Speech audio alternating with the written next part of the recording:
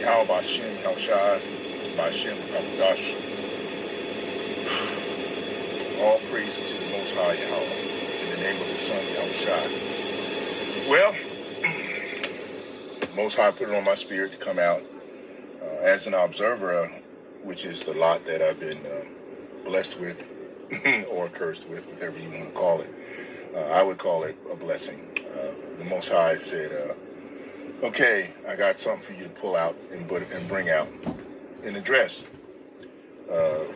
In terms of the community of the supposedly elect, the elect of Israel, Yasharallah. Well, the situation is such where the Most High put it on my spirit to say, okay, once I get you observing some things, sometimes He has me observe things for quite some time. I go through a series of observations that the Most High brings on my spirit to say, look and watch, because we are watchmen, and we're supposed to be looking out as we are watching it before we decide to, before He correlates everything in terms of a lesson, or correlates everything in terms of what you have been observing, and then you come out and you teach if your lot is to do so. Well, where we are at this point in time is clearly befuddling a lot of the men and the women that are in the truth. And moreover, it seems to be starting to filter through in some of the so-called elect. I'm seeing a lot of different renditions of reprove and reprovement, which are clearly needed in coming out in reference to a lot of the so-called leaders in this awakening that is such a miracle and a blessing of ours to be even part of, because you could be completely bugged out and not know anything that's going on and just following Esau Edom's wicked process of dissemination of everything that has to do with the Most High YAHAWAH BAHASHAM YAHWASHI, which of course, we all know that the Most High controls all sides of both things and all things, and everything that they think they're doing, it's really the Most High in the left-hand side doing a good number of the prophetic processes that are happening. But there are prophetic processes and things that are occurring and happening that are on the right-hand side and that are positive, that a lot of people don't get a chance to look at or don't seem to be able to surmise or see it. Even though a lot of these so-called believers and whatever you want to call them, in terms of being in the truth, prophets, teachers, they are wayward in terms of the things they're doing. You got people out here now getting ready to try to start reality shows, which, what the hell does that have to do with anything that deals with the Most High and the reality of the truth? That's completely, totally bugged out. That's beyond being bugged out, really, if you really want to look at it. And you got, people doing all kinds of musical renditions of what they believe has to do with the truth. The Most High is not trying to reach people in that way. And if you don't believe that, then you find it in a way where it's been successful, because I don't see it at all. And then the ones who are drawn to that, you can see they're very much not in the truth. Again, I don't know. I'm not trying to say that the Most High doesn't touch everything and deal with everything in terms of the way He operates, because then that would be untrue, because he controls all things. But there's just certain things that you can see don't fall in line with the attitude and the personification of the spirit in terms of the truth. It just doesn't line up. And it's never going to line up if it's worldly. If you are in a worldly perspective trying to bring a carnality-based spirituality, something that's carnal, like going into dealing with reality shows and albums and selling all kinds of products and services online instead of doing the truth and doing the work and just feeding the sheep what they're supposed to, then you're out of line. You're off base. You're unbalanced. And the Most High don't deal with unbalance. What he does is he spews that out. You're 1 foot in the world, 1 foot in heaven, and that's being lukewarm. He's gonna spew you out. So that's out. That's not gonna work. But of course, people are doing it. So where we are, and this is the topic that the Most High gave me for this is how fallen is the state of your spirit in understanding. How fallen is the state of your spirit in understanding. And we're going to pull out scriptures in reference to the fallen state of our people and even from the beginning when we fell. And we're going to pull some stuff out, and we're going to address this situation as fluently and as best as we can. Get a little warm in the car, in the truck here. I had to put the windows down a little bit, you know what I mean? So we're going to go ahead and address this, but let me just say a little bit more. People don't seem to understand we are in, right now, since those wicked nations in the garden, we have been in, and now we are in a fallen state. And everything that we deal with in this time period, during this prophetic process that's moving forward, is under that umbrella of a fallen state and a fallen nature. That's why the Most High says in his word that your righteousness is as filthy rags to him. And being in these bodies, these chains that we're in, you are trying to practice the righteous acts so that you can try to earn a situation to move forward when it comes to the potential for your salvation. But at the same time, what you're drawing yourself into is we're in a fallen state right now. So all of the things that you're witnessing and you're seeing are affected by that toxicity of a fallen state. And so you see our people, you look at our people, you see how they address themselves to the Most High and to the world, and you can see that the permeation of the wickedness that's on them is in a fallen state, and then their activities support the same situation. Now, recently I was listening to, some lessons this morning, and of course what popped up recently is this situation with Polite. Pretty much people know that the so-called self-proclaimed prophet of reason, Polite, who's supposed to be so intelligent and so wonderful in knowing the truth and the knowledge of his vastness, but he's really a carnal demon for the most part. He don't know the scriptures, and what he does know, he twists them into his carnality of reality. So the bottom line is now he's been claimed. It's alleged said that he's taken a woman who he is called his wife or whoever she is to him, and the 14-year-old daughter of what she this woman that he claims as his wife, he supposedly at this point in time has raped this woman, this young 14-year-old girl. I don't know all the nuances and announces. I don't get into all the details of the wickedness that Jake's be getting into, but this is something that is now starting to take center stage in the next onslaught of videos and different aspects that are going to be brought out in reference to the fallen state of our people and fallen state of the people that the Most High has created in general. This is, again, how fallen is the state of your spirit in understanding to know what's going on. And of course, Sakari, they're jumping out, and Alazar, he's running out here and jumping all over it and trying to be a righteous language or a righteous voice in terms of bringing out the law and claiming his Levitical prowess in terms of how he wants to address this situation about this incident and the situation with Polite, which of course then it takes the light off of some of the wickedness and the things that he's doing in his twisted realm of of reproach that he won't address, knowing he's supposed to be such a lawyer for the Most High in the Levitical house that he's supposedly derived from. And basically he's getting the light off himself by shining the light on Polite and what he has done with this 14-year-old child. So now you have a situation where the fallen state of mindset of the men who are supposed to be in the truth, and going after those that are in the truth or not in the truth, and then of course brandishing their beat down in reference to what's supposed to be righteous, the law, and then dragging this person and everyone through the whole requisite of everything that's going on.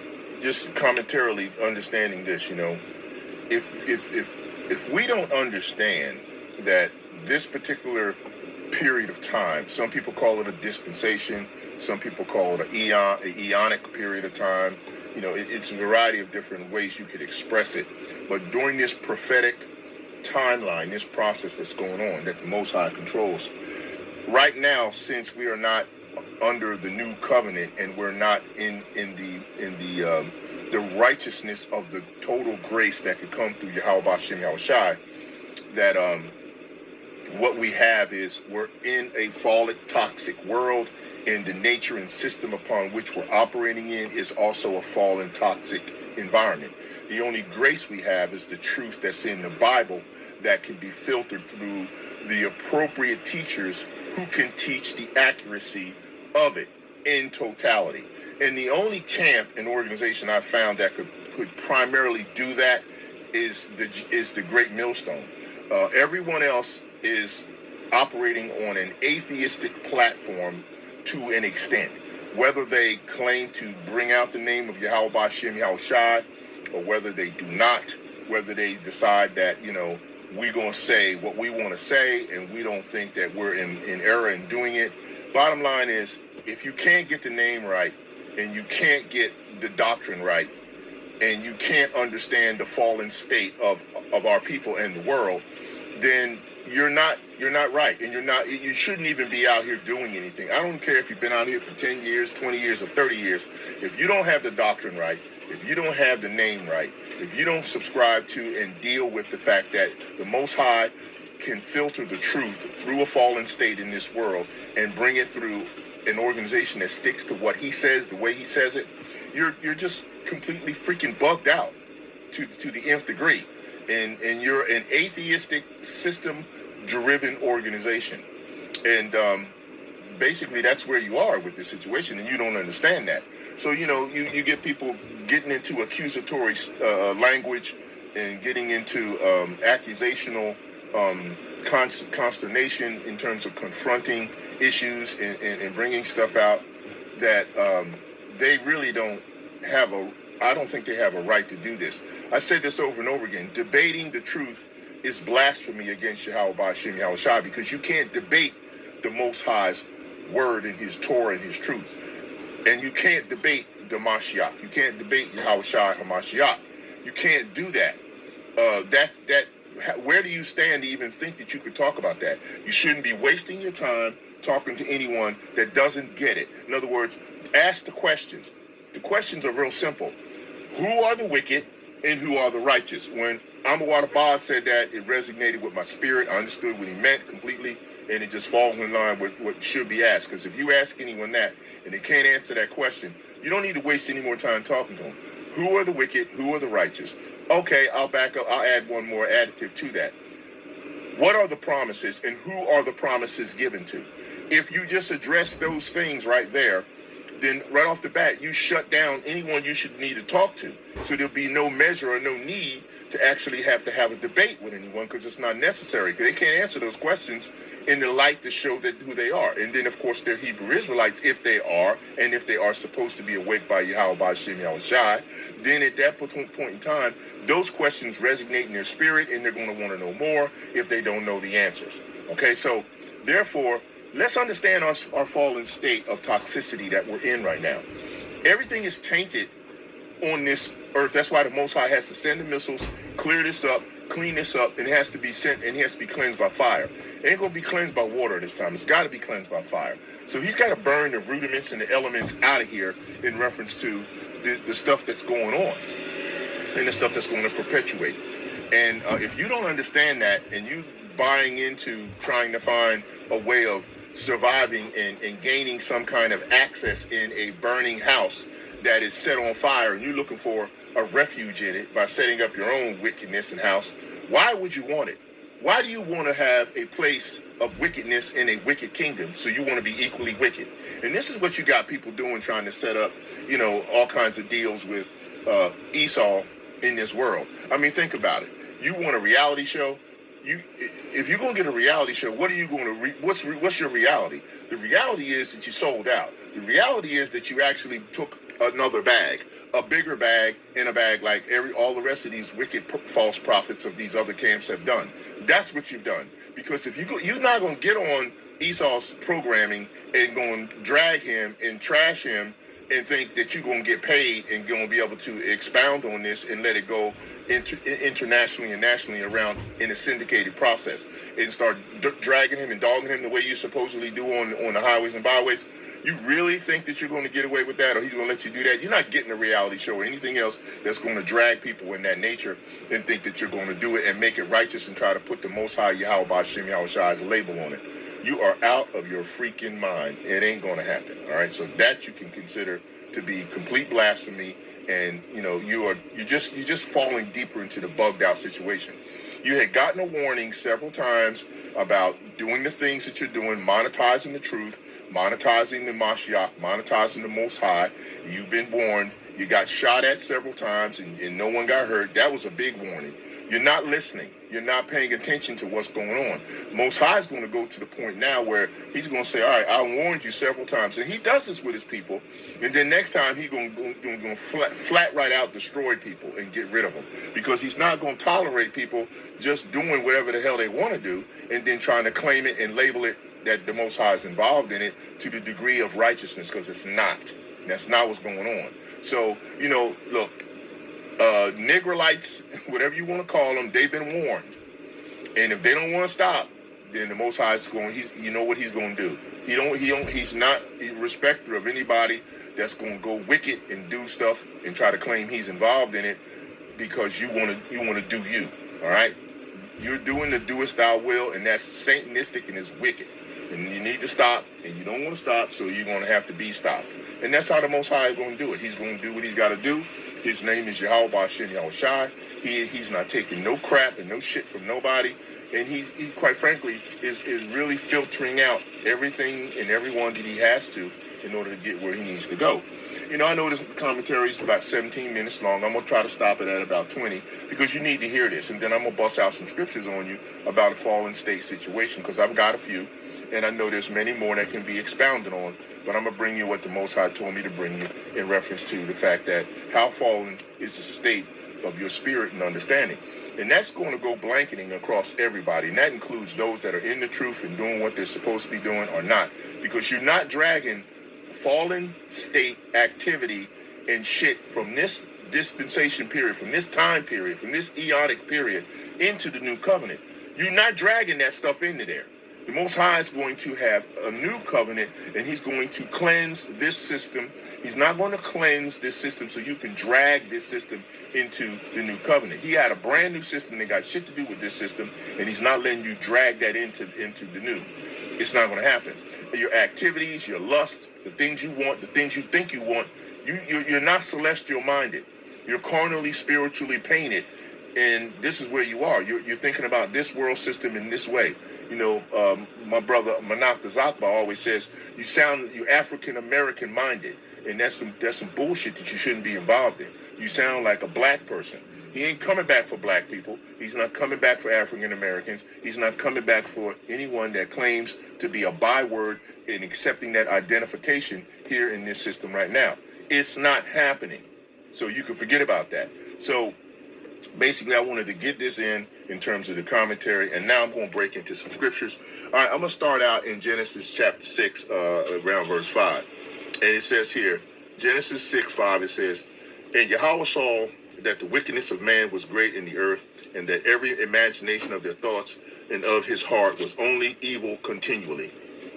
And of course, I'll give you a few more. He said, 6, and it repented Yahweh that he had made man on the earth, and that it grieved him at his heart. 7, and Yahweh said, "I will destroy man whom I have created from the face of the earth, both man and beast, and the creeping thing, and the fowls of the air, for it repenteth me that I have made them." You see what I'm saying? So right there, Yahweh knows that the toxicity of the fallen state that happened with Adam and Eve from the beginning had already become a problem in reference to, where we are right now in this state of mind and in this state of situation that we're here. And it's all twisted and wicked at this point. Okay. All right. I'm going to stick in Genesis for a little bit more because I got a few more things to read. Okay. All right. So let's go to, and listen, I'm not trying to jump on and bash on the woman and on our women in general. What I'm saying is very simple. Eve came upon wickedness that was already in the garden. What was Adam doing when she came upon this wickedness in the garden? Where was she at? How did she get away when he was doing work? How come she wasn't beside him or working with him beside him when he was doing the work of the Most High YAHAWAH BAHASHAM YAHAWASHI, and to get into the presence of these wicked individuals in the garden who were of the Canaanites, who brought that wickedness to her mind to tell her that she needed to look at another way of operating with her husband and operating in the Most High's grace and the Most High's work. What was she doing? And then didn't she see that also the other nations in the garden were staying away from those Canaanites that were in the garden, that were spewing all this wicked doctrine?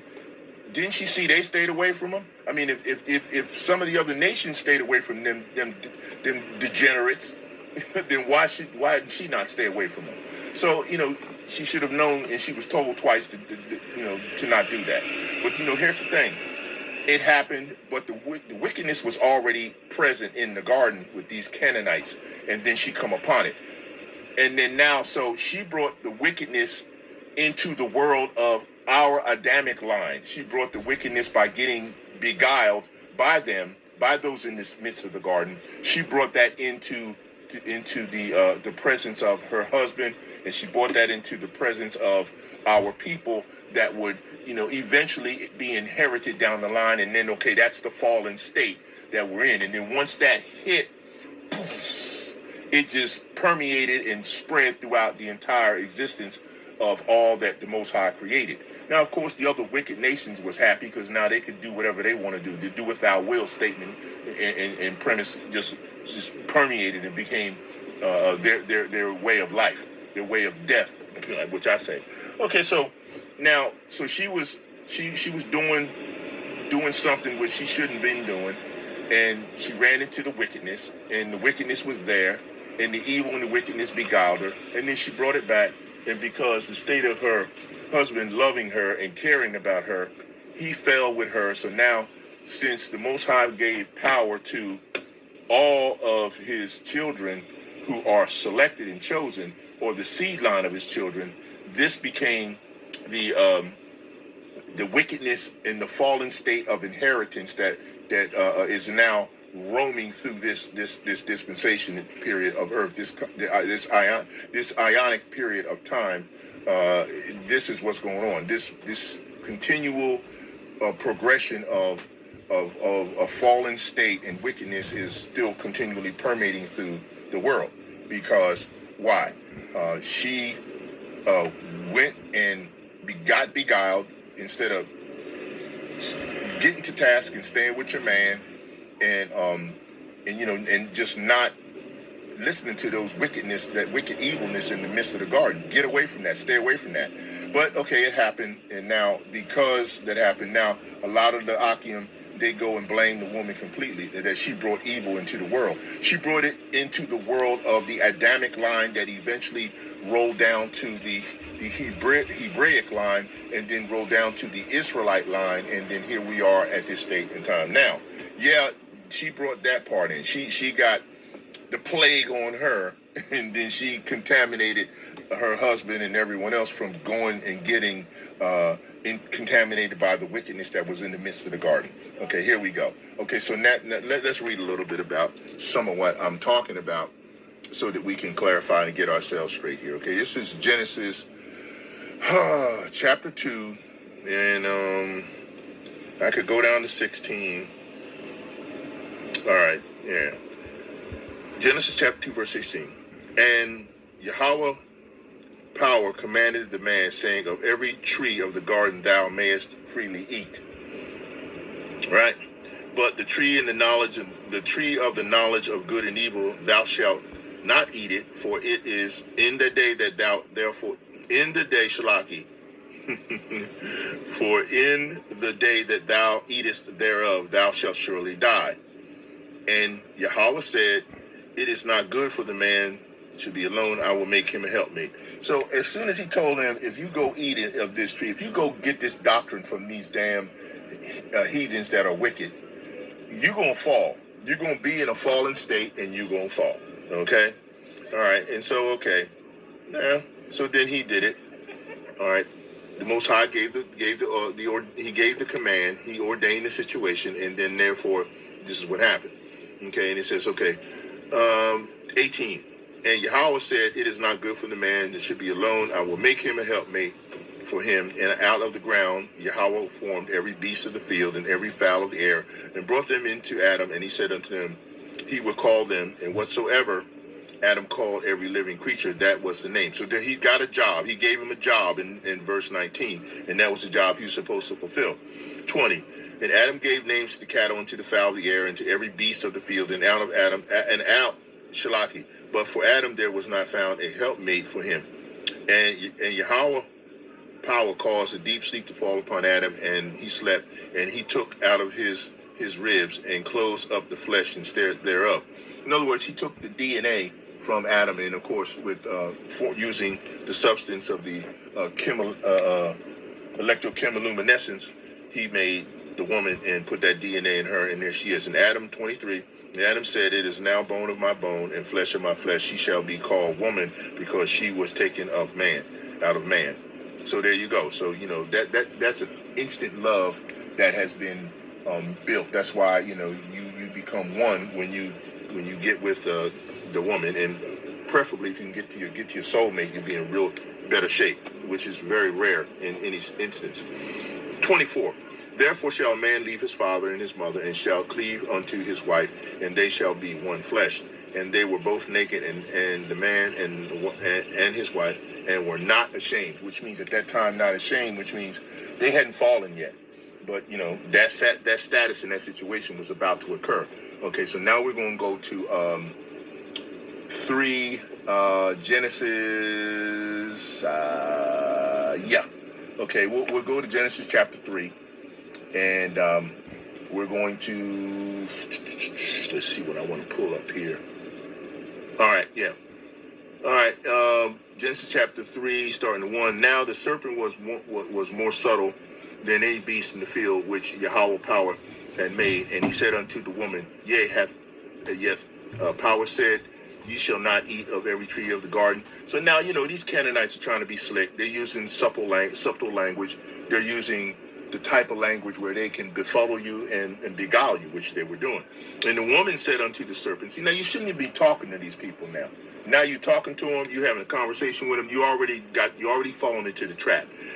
They said, we may eat of the fruit of the trees. In other words, I could talk to the rest of these nations out here, right? You can do that.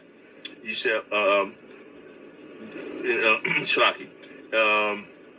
But the fruit trees in the garden, but the fruit of the tree which is in the midst of the garden, which is you niggas that we talking about, Yahweh said, ye shall not eat of it, neither shall ye touch it, lest ye die. Okay, there you go. So she knew. She already told him. So, okay, once you said that, walk away, leave. Don't even have any more conversation. You shouldn't have had that, but you should have just left. Okay. And then these serpent people said unto the woman, ye shall not surely die. In other words, we telling you, you ain't going to die. And she didn't die instantly, but the death of the death of the righteousness of being in the righteous nature that the Most High created in the beginning, that is going to die. See, that's where the lie comes in. Okay, he says, for Yahweh power doeth know that in the day that ye eat of, there your eyes shall be open, and ye shall be as gods, knowing good and evil. So basically, what they're saying is, once you do this, you're going to open up the opportunity for all of us to try to I guess I would call it to act like you're going to be gods. What you're going to perpetrate. We used to use the word perpetrate. Why are you perpetrating? Now they're going to try to perpetrate as though they're going to be some kind of gods. Small letter G, right? So that's why the evil and the wickedness would do that, right? So he said, surely die, right? 4. 5. For Yahweh power doeth know that in the day that there ye eat of, that your eyes shall be open, and ye shall be as gods, knowing good and evil.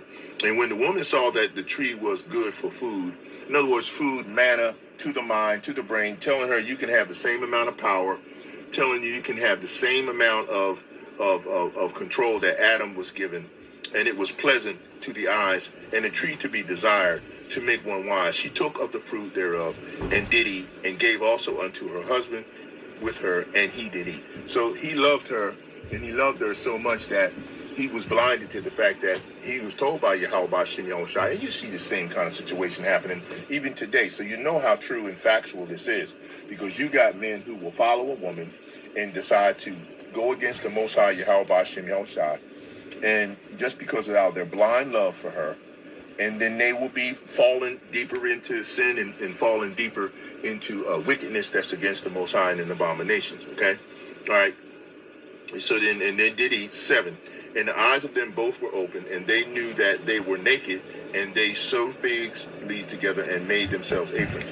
So once they knew they were naked, they knew they had fallen at that point, because they could understand that the grace that was on them, that they felt prior to this happening, it departed from them. The spirit, the Rawacca Qadash, the Holy Spirit that was put on them, that permeated everything about them, was no longer there. It was gone, and they could clearly see it. And you can see that people see it now. You look around at some of the people in the world. Look at these Jakes and Jakettes.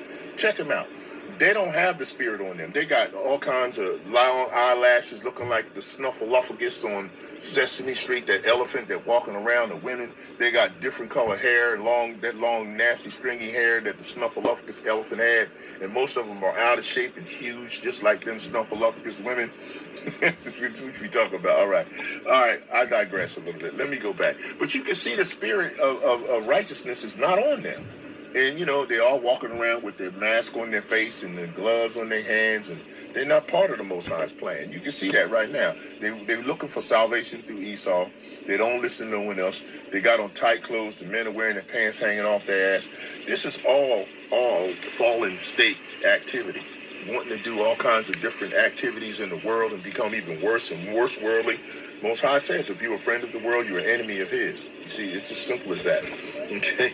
All right, so then here we go to verse 8 in Genesis chapter 3, verse 8, where now they run into the prophets that are in the garden also, talking to them about the wickedness that they done got themselves into, and they done brought the whole line, the whole inherited, soon generational line that's going to be down the road, that's going to go through all this wickedness and all this turmoil and trouble, because you couldn't keep your ass away from them damn wicked-ass Canaanites in the garden, taking up their wicked doctrine and bringing it back and then embracing it. So here it goes, 8. And they heard the voice of Yahweh, the Lord, power, walking in the garden. Now, a voice don't walk, so it had to be the prophets, who are the voice of the Most High, in the cool of the day. And Adam and his wife hid themselves from the presence of Yahweh power amongst the trees in the garden. So they didn't hide amongst no daggone oak trees. They was trying to hide around the rest of the nations that knew that these Canaanites were wicked as hell and were bringing a false evil doctrine that had been there from that time from the beginning. Why? People go, well, why was there evil in the garden at that particular time when everything was righteous all around?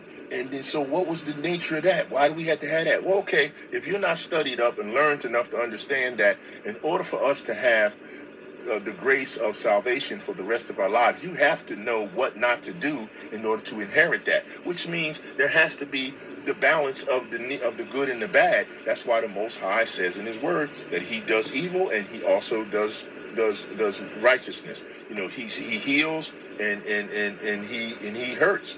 Just roughly phrase, shocking.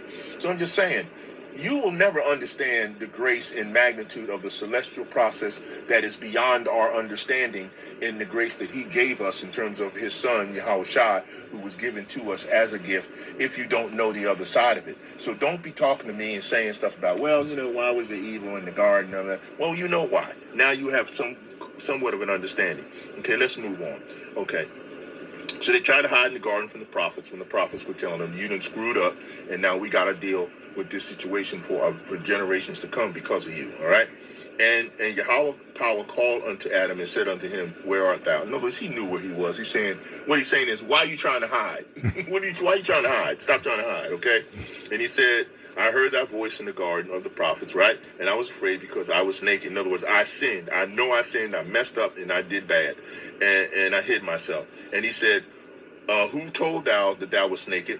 Hast thou eaten of the tree whereas I commanded thee that thou shalt not eat? And so, of course, he said, and the man said, and the woman that thou gavest to me, she gave me of the tree and I did eat. So now it's time to blame and pass the buck. Now, listen. Why didn't you just say, instead of say the woman gave me, she brought me the wickedness? Why didn't you say, look, I was doing your work and I lost track of where my wife Eve was, and she got around in the presence of these Canaanites, Most High, your Father, and when she did, she started hearing what they were saying, and she started listening, and then now when she listened and brought it back to me, then I started listening, and now this is our situation. Why didn't you say that? But no, what did Adam say? Okay. He said, oh man, this is the part that, see, that's what I'm saying. This could either, and the man said, and Adam said, the woman whom thou gavest to me to be with me, she gave me of the tree and I did eat. Let's break it down. Adam, the man, said, the woman that thou presented, he gave it to her, but he presented it to her. He could have said, no, she ain't bone of my bone and flesh of my flesh. I don't want her. No, but what did he say? He said, thou gavest to me. She, and she gave me of the tree and I did eat. She gave me the information and knowledge that she heard about, and she said, and then she went on ahead and then she ate. He ate along with it. In other words, he took the knowledge in and he thought it was something that would be beneficial for them to both have the same magnitude and level of power to do the Most High's work together. This is where his mindset was going, and so he went on and accepted the situation, and then of course that puts him in just as much in a fallen state as her. Okay, he didn't reject what she said. He could have. He didn't do that. He didn't explain to the Most High what he was doing where she got away and got out of his presence. You notice, if our women get out of our presence and they get into the world and they start doing stuff, then a lot of times they emotional. They'll get twisted. And they'll get beguiled by the world, and they'll start doing stuff like making their hair blonde, doing all kinds of crazy things to their bodies, putting on fake eyelashes and all kinds of crazy stuff. If you let them get out of your presence without you being there to support and be some form of structure in the way that the Most High created for you and her, she gonna go off, and when she go off, this is what you're going to have. And then what? Now that she go off, you're going to blame her. Okay, all right. So now, before you was in the truth, what was you doing to the women? What were you doing to women before you was in the truth? Were you being righteous to them? Or were you doing stuff to them that would be considered unrighteous, that would be a fallen state, that would be wicked, and that you would say, oh, and she brought this to me and I did it. Come on. Stop the blame game. Okay. Are there some nigger women? Yeah. Are there some righteous women? Oh, yeah. There's a lot of both. So show the contrast and explain the difference. Don't just blame it all on women. We don't only have just all wicked women in the world. There are women in the world who are not wicked. Show the difference. Okay? Everybody, even though we're all in this fallen state of the situation, everybody is not completely wicked to the point where, that's all we have. Okay, we know we got a combination, all right? And so we have to deal with that. All right, Yahweh said unto the woman, what is this that thou hast done? And the woman said, Shlaki, fly messing with me, said, the serpent beguiled me and I did eat. In other words, I listened to the Canaanites when I wasn't supposed to, and I did eat, and now I'm in trouble. And Yahweh said unto the serpent, because thou hast done this, thou art cursed above all the cattle and above every beast of the field, and upon their belly thou shalt go, and thus shalt thou eat all the days of thy life. And I will put enmity between the woman and between thy seed and her seed, and it shall bruise thy head, and thou shalt bruise his heel. And unto the woman he said, I will greatly multiply thy sorrow and conception, and thy conception and sorrow, and thou shalt bring forth children, and thy desire shall be to thy husband, and he shall rule over thee.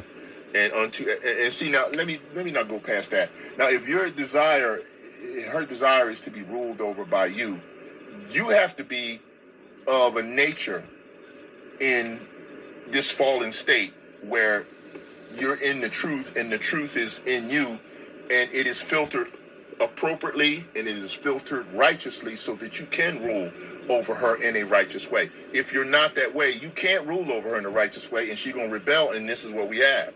Okay? So don't say you're going to rule over someone if you're not in a position to be able to rule over. Okay? And so he said, okay, all right, now here we go with our fallen state, all right, even deeper. All right, 17, and unto Adam he said, because thou hast hearkened unto the voice of thy wife, and hast eaten of the tree of which I commanded thee, saying, thou shalt not eat of it, cursed is the ground for thy sake, in sorrow shalt thou eat of it all the days of thy life, and thorns and thistles, 18, shall it bring forth to thee, and thou shalt eat of the herbs of the field. In the sweat of thy face thou shalt eat the bread, till thou return unto the ground. For out of it thou wast taken, for dust thou art, and unto dust thou shalt return. All right? And there you go. And Yahweh said, and Adam called his wife named Eve, because she was the mother of all living. Unto Adam also and his wife did the Lord God make coats of skin, and clothe them.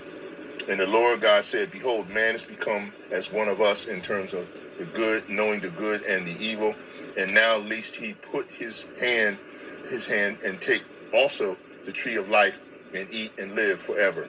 Therefore Yahweh power sent forth from the Shlaki. Therefore the Lord Yahweh power sent him forth from the Garden of Eden to till the ground from whence he was taken.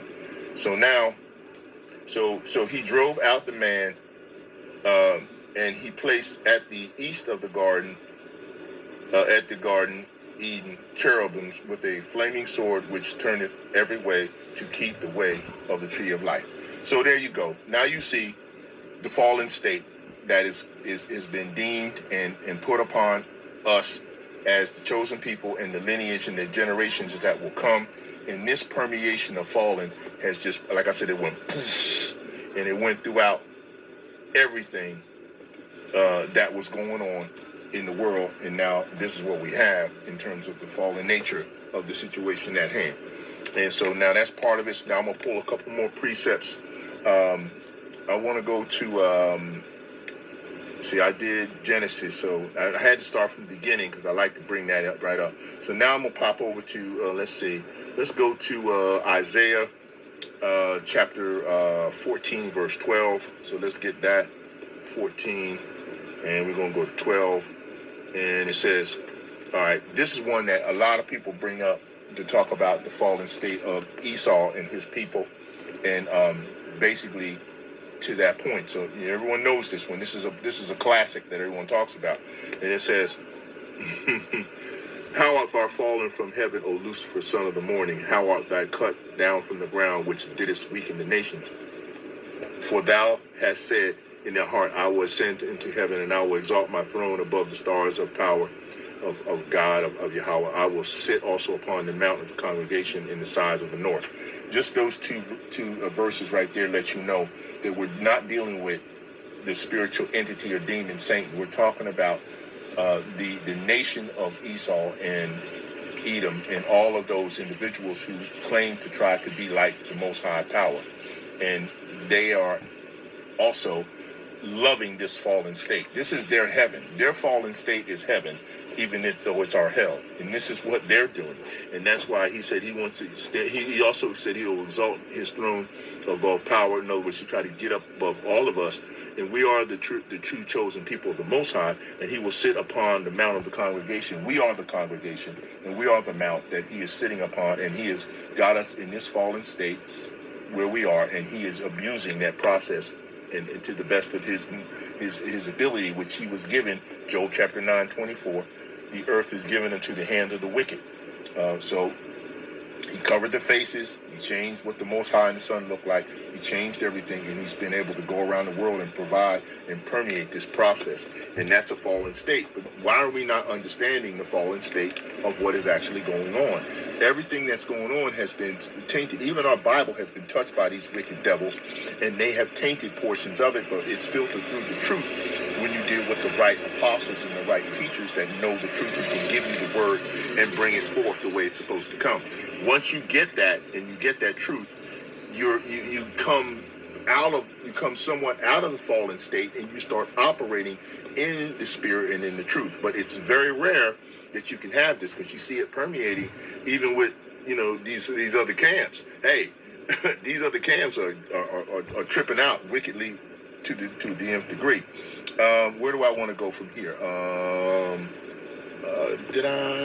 Let's go pop back here. I'll check a couple more precepts I wanted to pull out. I had a couple on my mind, and I just want to see if some of what I'm looking for. Okay. Okay. Here's part of something I want to say. I want to go back to Revelation for a minute and go into verse 4. Revelation 12:4. Revelation 12:4. And his tail drew. His tail drew the third part of stars of heaven, and did cast them to the earth. And the dragon stood before the woman, which was ready to be delivered to devour her child as soon as she was born. So, okay, what I wanted to say here is the tail that drew and his tail drew a third part of stars from heaven, and did cast them to earth. This is the fallen state of the fact that when you had the chosen people of the Most High during that Adamic period, in that time when we were going through the growth period of the prophecies, and we were cast down as messengers. We are those stars, the Hebrew Israelite men of today, and those that were the ancestors before then. They were cast down to the earth, like in the book of Jude. If you go to Jude, it specifically tells you that they were cast down. And when they were cast down, those were the Hebrew Israelites that were cast down at that time. All right, Jude 1. Let's see. All right, where am I at? 6. And the angels which kept not their first estate, but left their own habitation. Jude chapter 1 verse 6. Jude 1:6. And the angels which kept not their first estate, but left their own habitation, he hath reserved an everlasting change under darkness unto the judgment of the great day.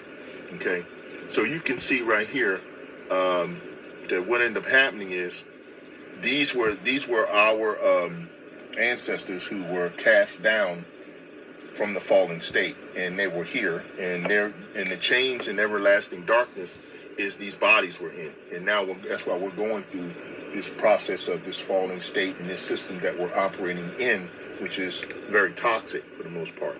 Okay, where is I going next? Let me see. I think I want to go over to, what was it, 1 Peter? 1 Peter 1:24. Let's see, that's what I want. Let's see if that's the one I want. 1 Peter 1. Is that 24?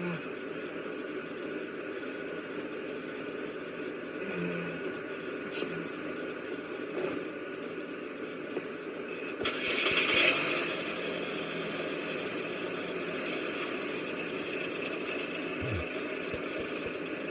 Hold on.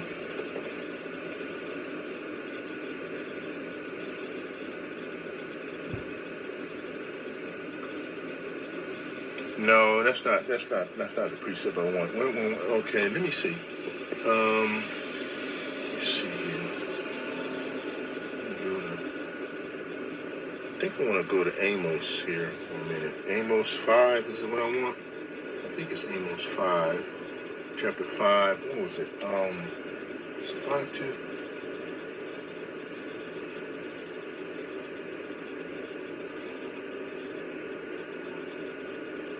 Yeah, I'm going to hit that one. Amos chapter 5, verse 2.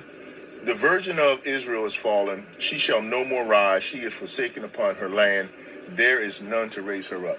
So this is showing us here, breaking this one down is the fact that we can see the nature of our women is becoming worse and worse. It's not getting better, it's getting worse.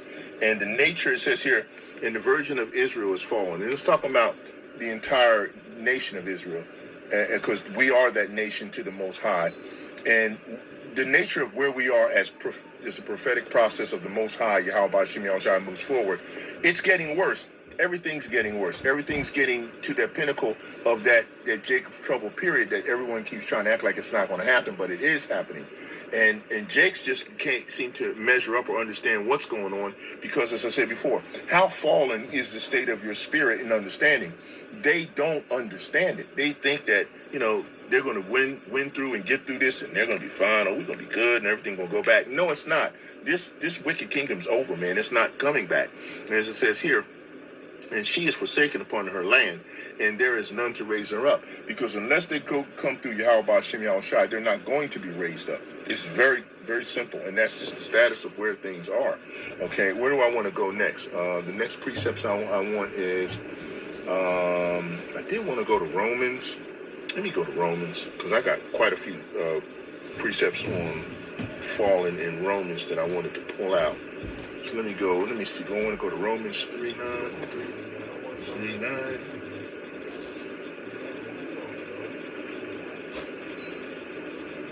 No, I want, because that was 20, right?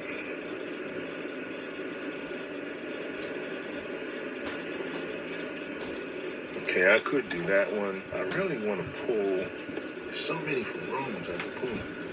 I could go to Romans 2:16.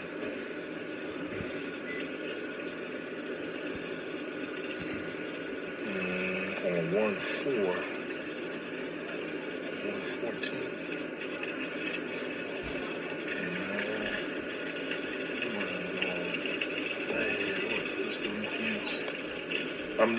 I'm just trying to go in my mind and get certain scriptures that I know that I could pull from no,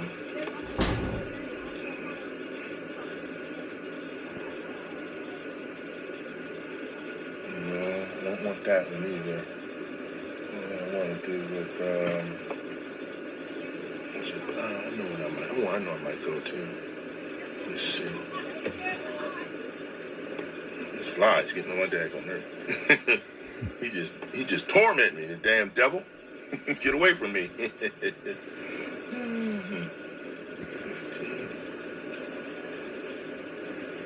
Okay, yeah, I'm going to pull Deuteronomy chapter 30. So stay with me. I'm getting ready to end this soon. I know I'm in my truck. I had to go out and do a few things, and just came upon me to get into this.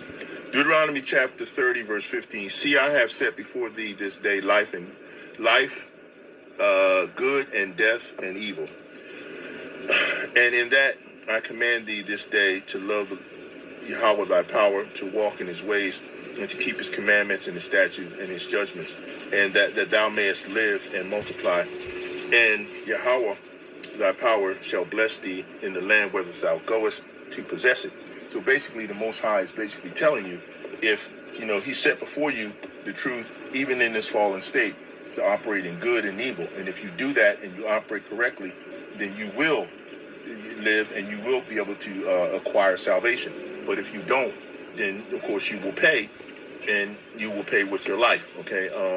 So that was the precept I wanted to pull from there. I'm getting ready to cut this because I know it's getting kind of long here, and I know that Jakes don't want to be hanging out too long and learning anything because that's just not how they made.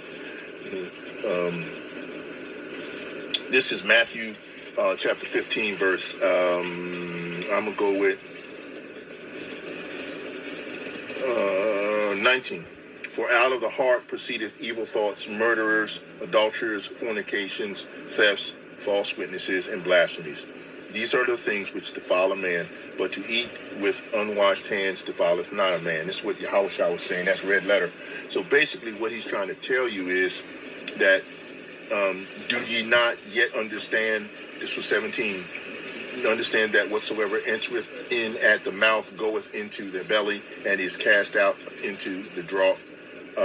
But those things which proceedeth out of the mouth come forth from the heart, and they defile the man. So you can see this is how the fallen state we're in, and this is the nature of the fallen state we're in. And it's not getting any better because it has to come to fruition as far as the Most High is concerned. And this is the nature and the status upon which we are at this point. And a lot of our people just can't seem to get it. And they don't recognize the fact that the level of the fallen state we're under. And the Most High has got them blinded. Okay? So this is part of what I had went to before. So I think I went to Judges chapter 20. Let me see here. Judges 20, and I was talking about this is the time when the tribes of Israel went up against the tribes of Benjamin and heard that the children of Israel were going up to Mizpah. Then said the children of Israel, "Tell us how was this wickedness?" And the Levite and the husband of the woman that was slain answered and said, "I came to Gibeah, and that belongeth to Benjamin, and I and my concubine to lodge. And the men of Gibeah rose up against me and beset the house around about me by night, and thought to have slain me, and my concubine have they forced, that she is dead. And I took my concubine and cut off in pieces and sent her throughout all the country of the inheritance of Israel, for they have committed lewdness and folly in Israel. Behold, ye are all children of Israel. Give her your advice and counsel." And all the people arose as one man, saying, "We will not any of us go to his tent, neither will we at any of us turn into his house. But now this shall be the thing which we will do to Gibeah. We will go up by a lot against it." So again, this goes back to the fact that if we try to go out and decide we're going to do something, one of the analogies I brought out before was, okay, if it's me and my sibling, and we have other siblings that are younger than us, okay, and then we have our father at home, and then we know of some wickedness that's really horrible to death that the other siblings in the family have done, and so we decide we're going to go and correct them, and so we go and tell our father what we're going to do, but at the same time we're not engaging our father to go with us to do this. This is what what Israel had did at the time. These Israelites decided to go up against their brother Benjamin, but instead of just making sure that the father goes with them to make sure this is done equally and in balance, they went up 2 times on their own, and they end up losing a lot of people, and a lot of men got destroyed. And then finally they went back with everyone from the congregation, and then all people showed up into the Most High and in his presence and said, "Okay, Father, what do we do?" And then the Most High said, "Okay, I'm going to go up with you, and I'm going to orchestrate how this goes. Follow my lead." So he goes up with them this time on the 3rd time after they witnessed 2 levels of destruction, 1st and 2nd time. Now, this time they go up, and then the Most High says, "Okay, do what you got to do." And then once they went ahead and tried to do it again, they did lose some more people, but they drew out the wickedness from the kingdom. And when the Benjamites came out from their place where they had their home, they thought they had the Israelites on the run. And then, of course, they end up getting corrected and slayed, and the Most High was right there to make sure that happened. So basically, you have to go with the Most High and what he says do, and you can't just go out here and try to deal with stuff in this fallen, wicked system, in this wicked state, and think you're going to correct people. That's not the nature of how this operates. You cannot go out here and try to correct wickedness in the fallen state if you don't understand how fallen is the state of your spirit and in understanding. If you're still doing wicked stuff and you want to go correct other people doing wicked stuff, then it says in the scripture that our righteousness is as filthy rags to the Most High. So how much fallen are you than who you're dealing with? And if you are fallen, you got to make sure that you're operating strictly under the guidelines and the doctrine of the YAHAWAH BAHASHAM YAHAWASHI. If you get outside of that, then you're just as wicked as the ones you're going to destroy. This is pretty much the case. So anyway, I wanted to bring that out because it was on my spirit to bring it out. How fallen is the state of your spirit in understanding. I want to say all praise to YAHWAH BAHASHAM YAHAWASHI, Rawacca Qadash, and the fact that this is your brother Obadiah, YAHWAH Canaan, just bringing this out to you while I was out and about and in the truck, had to run some errands. And, I definitely want to give salutations and my utmost admiration and respect to the elders and the apostles who have been bringing this truth out for decades. And as I have been following what they've been teaching and know that they are completely accurate in terms of their presentation and how they bring it out. They are bringing out the total accuracy of the truth. And all the rest of these other camps and ones that are out here doing things, they're being atheistically bugged out. And if that's what they need to be doing, then hey, all praise to the Most High to do the correction in the way that He sees fit. So on that note, I want to say Shalom.